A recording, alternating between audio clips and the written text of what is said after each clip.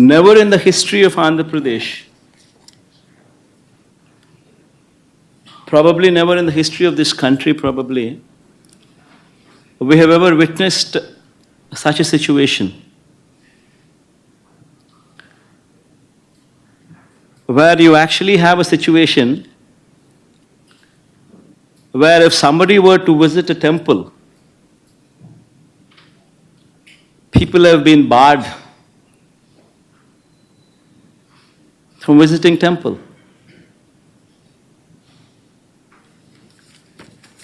These are the notices given to YSRCP cadre, MLAs, corporators, sarpanches, MPTCs, ZPTCs, this kind of cadre. These are the various notices.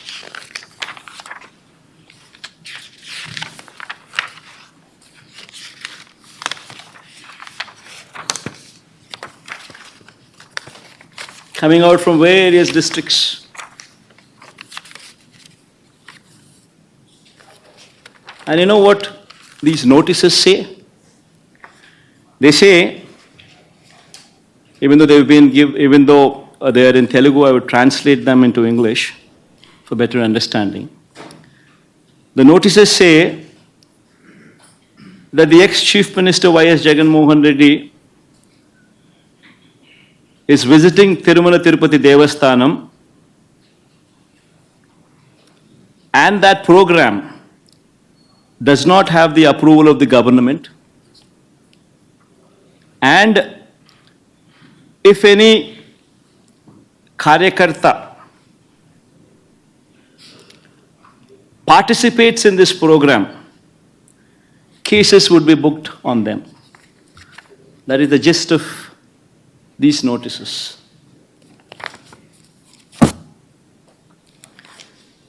And such kind of notices were given to the YSRCP cadre, MLAs, everybody, corporators, by cops.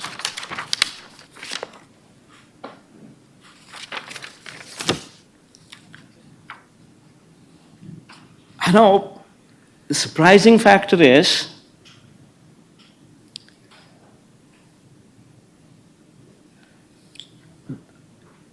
an ex-chief minister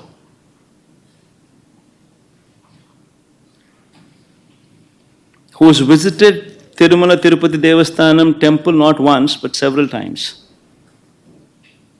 before. Even before becoming the chief minister also, during the beginning of my Padayatra and also during the end of my Padayatra after concluding my 3,648 kilometers of my Padayatra before I returned home, I walked all the way onto the top. And Chandrababu Naidu was the chief minister then. Several times in the past we visited Tirumala Tirupati Devasthanam, even before I became the chief minister. And after I became the chief minister, every year TTD invited me. And on their invitation, I had the opportunity to give clothes to Lord Venkateshwara Swami. Every year.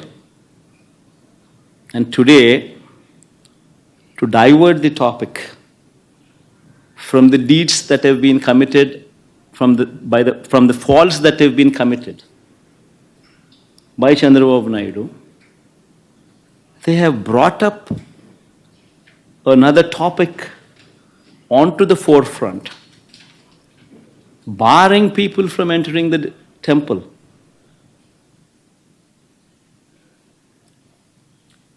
In fact, I'd like to say I like everybody to notice these aspects. I like everybody to see these aspects. What happened during the so-called controversy on laddus? Tirumala Tirupati Devasthanam reputation has been lowered by Chandrababu Naidu.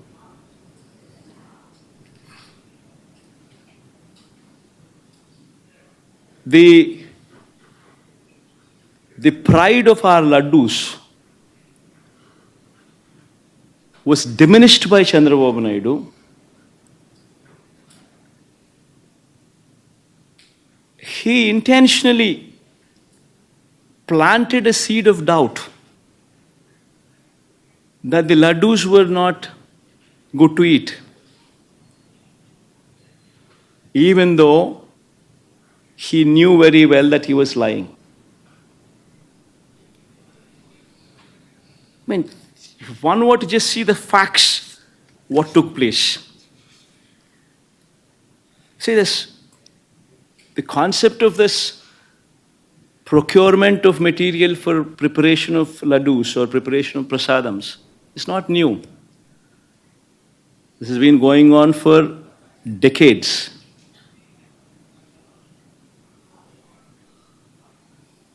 Tirumala Tirupati Devasthanam board is a very pristine board.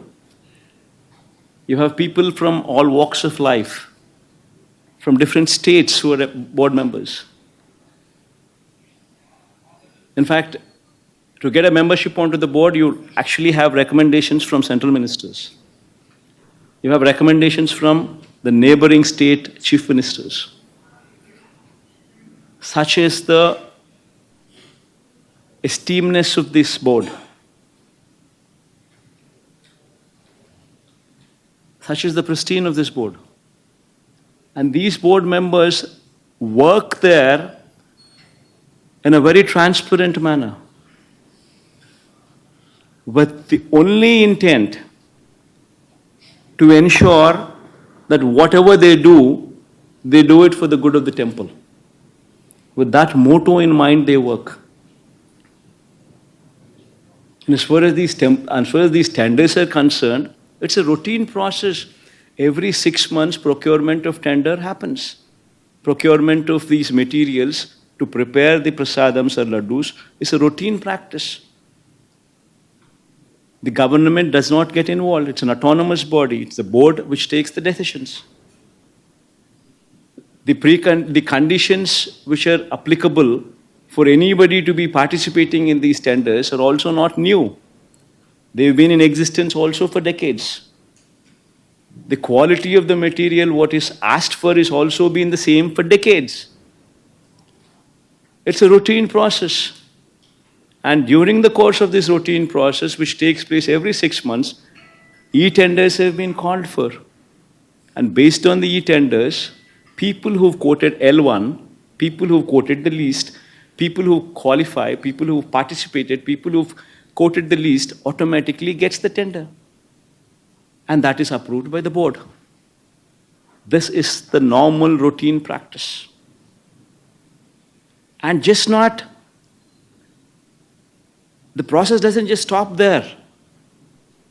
The process is that after they get the tender, it's not just one company alone who once again is going to be participating for the whole of it. The other participants also get 35% of the quota if they were to match the price. So all these people supply ghee and these kind of materials whatsoever are required every 6 months during this course of the tendering process. The process just doesn't stop there. The process is, after they are qualified and given the work order, these people are supposed to supply material, and every tanker that they bring in should be accompanied by NABL approved lab certificates, reiterating the quality of the material that they brought in. It doesn't once again just stop there that they bringing in a certificate which is approved by NABL. After the tanker reaches TTD, Tirumala Tirupati Devasthanam, accompanied with this certificate. After that, the TTD conducts 3 tests. They conduct 3 tests for every tanker. Even if one test were to fail out of the 3, the material is rejected. The tanker is not permitted to go ahead. Forget about the commodities being used in the preparation of laddus or prasadams. It is not even permitted to enter. It is rejected. This is a robust practice which is in existence for decades. Even during the regime of Chandrababu Naidu also, 14 times during 2014 to 19, 14 to 15 times tankers were rejected and sent back. And during our regime, during 2019 to 24 also, 18 times the tankers were rejected and sent back. In fact, this is something to be boasting about. That such is the robust practice which is in prevalence. That even if somebody were to do some mischief, the tanker is not even permitted to enter the premises. It is rejected even before it goes that far. That is the practice in Tirumala Tirupati Devasthanam. Such is the robustness of the testing practice which is prevalent there. And we should be boasting about such practices. Rather than that, rather than boasting, what did Chandrababu Naidu do? What did this Chief Minister do? I will just play 3 clippings. What happened during the course, one should understand. 10 days have been called. 10 days, the material was supplied. On June 12th, the first material which is reached Tirupati was on June 12th. June 12th, by then Chief Minister, who was the Chief Minister by then? June 4th itself, the results came out. June 12th, it was Chandrababu Naidu's regime which was in prevalent. And the first container, the first tanker came on June 12th. June 12th, 21st, 25th, July 4th, whatever the tankers have come, they all passed through the tests. Good for everybody. They passed through all the 3 tests and then they were permitted to go in. Then again on July 6th and July 12th, 4 more tankers came in which did not pass the test conducted, which did not pass these 3 tests, which were 3 tests conducted on every tanker, and they were rejected. They were not permitted to go inside. While this is the reality of the case, that the material was not even consumed, it was sent back because they have failed the test. What did Chandrababu Naidu do? On July 6th and July 12th, the 4 tankers which came in, which did not pass the test and which were sent back because they did not pass the test. This was reiterated by the Tirupati EO, who is an IAS officer posted by Chandrababu Naidu himself in his regime. And what did he say? See, these reports which were rejected in 3 tests, which were rejected because they did not pass these 3 tests, were sent to NDDB, Gujarat. This NDDB Gujarat lab also came into the picture for the first time. Usually TTD does not, over the decades, never sent their sample all the way to Gujarat. Usually the samples are sent to CFTRI, which is Central Food Technological Research Institute, Mysore. But for some strange reason, first time, NDDB Gujarat was brought into the picture. Fine. On 6th and 12th, when these tankers came and when they were rejected, these samples were once again sent to NDDB. On July 17th, Then July 23rd and 17th, they also received, July 23rd, they also received the results. While the tankers were never permitted to go inside, they were rejected. Now, while this is the reality that the tankers were not permitted to go in, the tankers were rejected, and a show cause notice was issued to the supplier that these tankers have been rejected and sent back, along with a show cause notice. While this is the reality, what happened during the course? On 23rd July itself, the EO of TTD confirmed this information to the media. I'll just play that tape. The EO on July 23rd itself categorically told very clearly that the samples did not pass the 3 tests. The samples were sent to NDDB, and these tankers were rejected. So that means the government was aware that the tankers have been rejected and the material was not consumed. In spite of this, on September 18th, that is 2 months later, Chandrababu Naidu makes an intentional statement misleading the facts. Now, what does he say? This man, Chandrababu Naidu, knowing very well that the material has been rejected, it did not even enter the premises of the TTD, yet this man carelessly, or rather intentionally,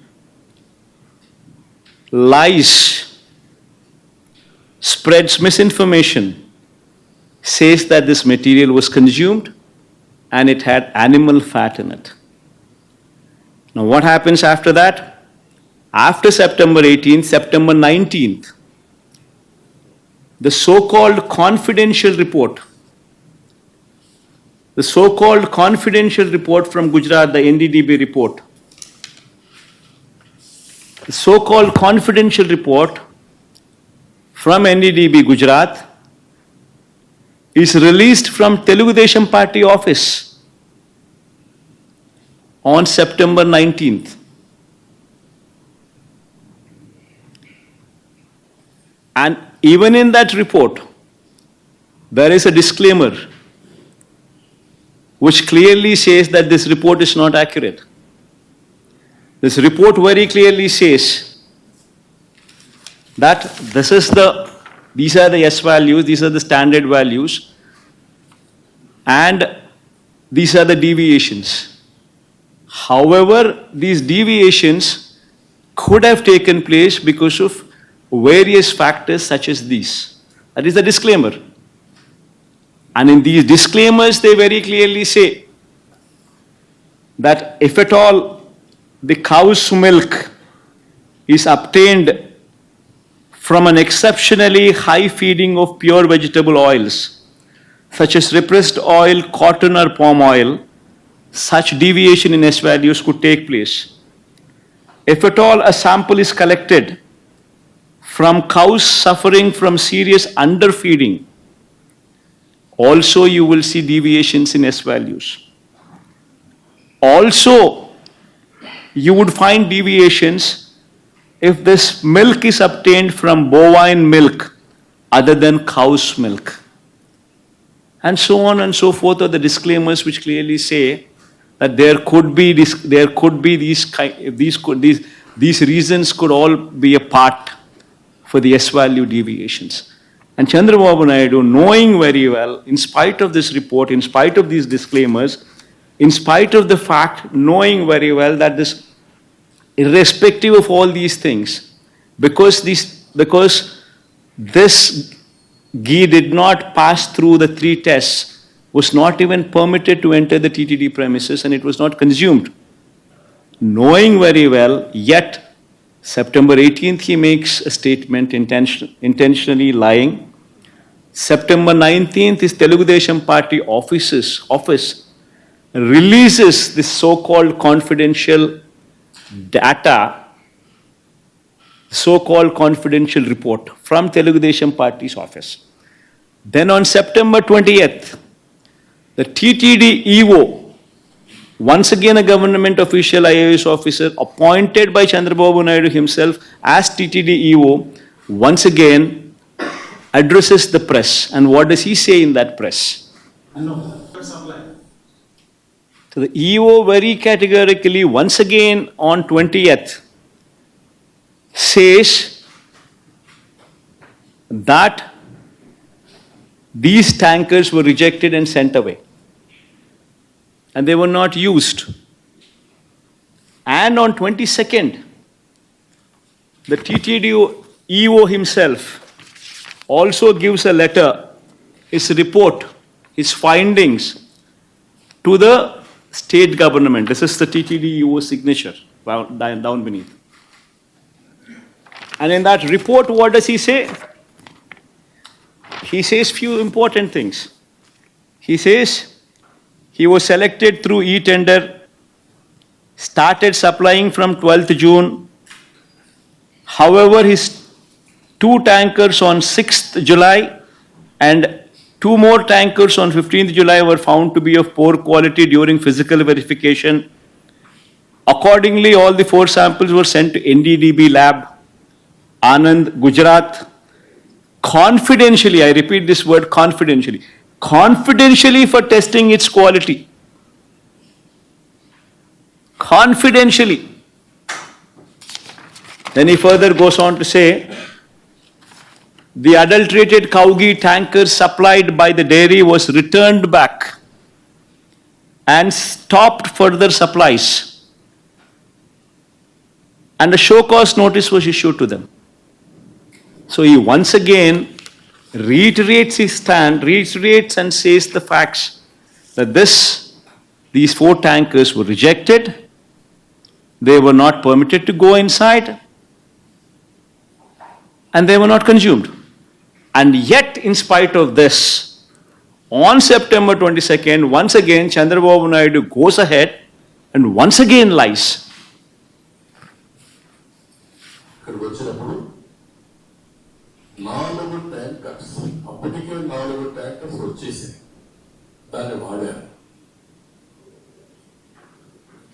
On September 22nd, he once again reiterates his lies and says that this impure ghee was consumed. Now, a chief minister intentionally deviates from facts, knowing very well that these are the facts, deviates from facts, intentionally lies. And how is it fair?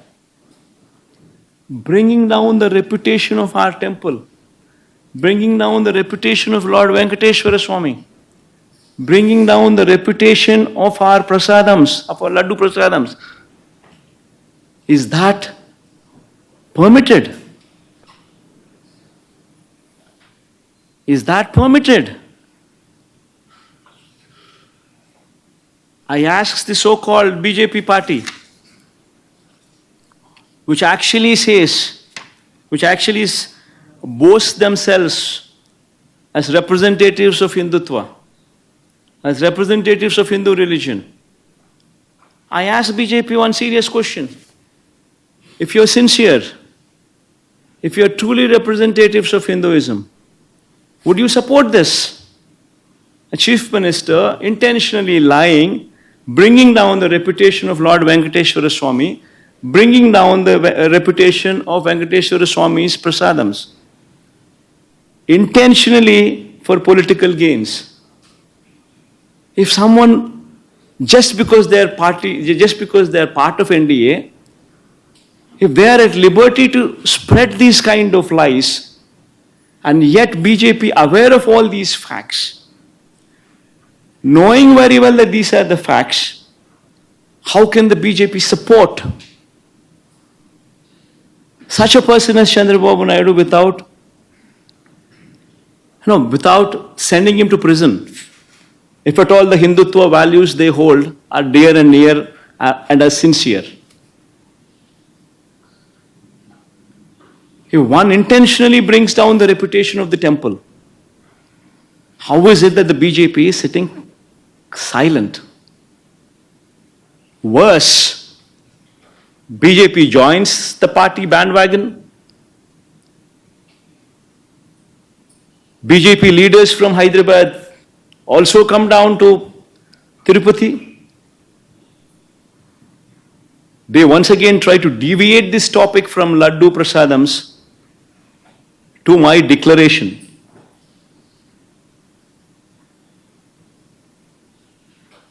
I seriously ask, all these people I ask, repeatedly these people say, what is my religion?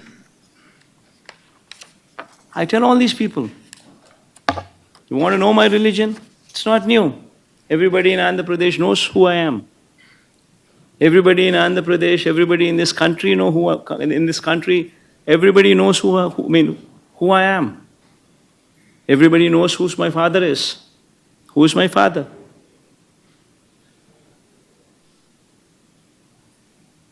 Everybody also knows how many times I've been to Tirumala Tirupati Devasthanam. My father gave, in every Brahmotsavallu, my father was blessed with the opportunity to present clothes to Lord Venkateshwara Swami, to the temple. 5 years in a row he was blessed with that opportunity. Even before I became the chief minister, several times I had visited Tirumala Tirupati Devasthanam. Even before I had started my Padayatra, I took Lord Venkateshwara Swami's blessings before I started my Padayatra also. And even after my Padayatra, the conclusion, I had actually walked all the way to the top of the mountain, taken his blessings before my Padayatra could conclude. And later I became the chief minister. And 5 years, every Brahmotsavallu I was blessed with the opportunity to present the clothes. Why is it that my religion was not questioned then? Why is it that my declaration was not a question then? I accompanied the Prime Minister. I accompanied all these people. The President. I accompanied the Chief Justices. I accompanied the Prime Minister. Why was it not a question then? I ask one simple question to everybody. In fact, this is the Constitution of India. According to the preamble, India is a sovereign, socialist, secular, democratic republic. This is the Constitution. And I say, what kind of country are we living in? That a person visiting the temple needs to disclose his religion before he is permitted to enter the temple. What kind of secularism is this? What kind of a secular country are we living in? I ask everybody. And if somebody were to ask what my religion is, I once again reiterate to everybody. In between the four walls in my house, I read the Bible. But when I go out of the house, I am a Hindu, I am a Muslim, I am also a Sikh.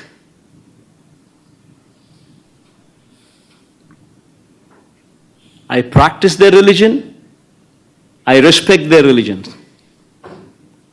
I am an Indian. Someone were to ask what my religion is, humanity is my religion. You want to have a declaration on that? Please go ahead and have that declaration as mine. Humanity is my religion. One should seriously start contemplating as to where they stand on secularism, what this country stands for. If someone like me, who was served as a chief minister, is given these kind of notices,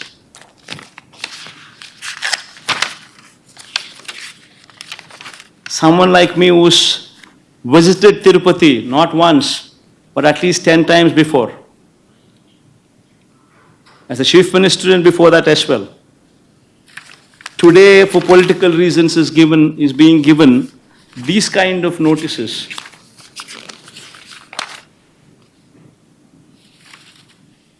Barring somebody from entering the temple.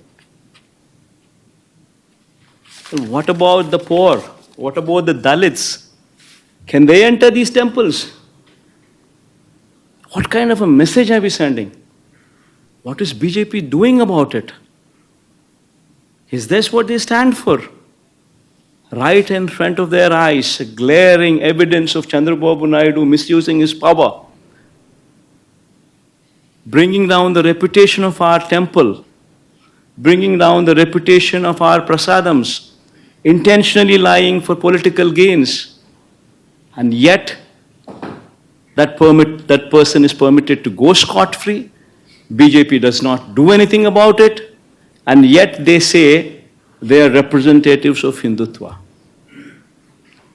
Hindutva stands for humanity. This is the first thing what anybody should understand. I think I rest my case here.